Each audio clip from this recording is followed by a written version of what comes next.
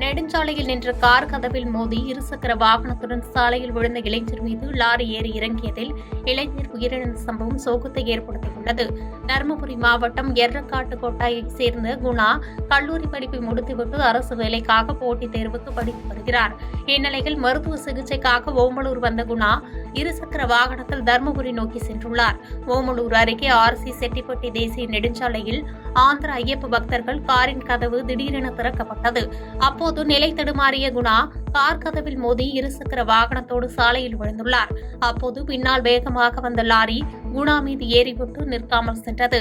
இதில் பலத்த காயமடைந்த இளைஞர் சேலம் அரசு மருத்துவமனைக்கு கொண்டு செல்லும் வழியிலேயே உயிரிழந்தார். இதனிடையே விபத்துக்கு காரணமான காருடன் காரில் தப்ப முயன்ற ஐயப்ப பக்தர்களை அங்கிருந்து சிவலிங்கம் என்ற வாலிபர் 5 கிலோமீட்டர் தூரம் விரட்டி சென்று பிடித்து ஓமலூர் போலீசில் ஒப்படைத்தார். மேலும் விபத்து தொடர்பாக வழக்கு பதிவு செய்த போலீசார் ஐயப்ப பக்தர்களின் காரை பறிமுதல் செய்தனர். மேலும் லாரியுடன் தப்பி சென்ற ஓட்டுநரை தேடி வருகின்றனர்.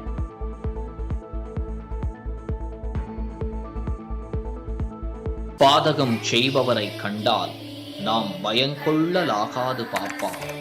மோதி மிதித்து விடு பாப்பா, அவர் முகத்தில் உமிழ்ந்து விடு பாப்பா. அண்மை செய்திகளை உடனுக்குடன் தெரிந்து கொள்ள இணைந்திருங்கள் இயம்நாடு தொலைக்காட்சியுடன்.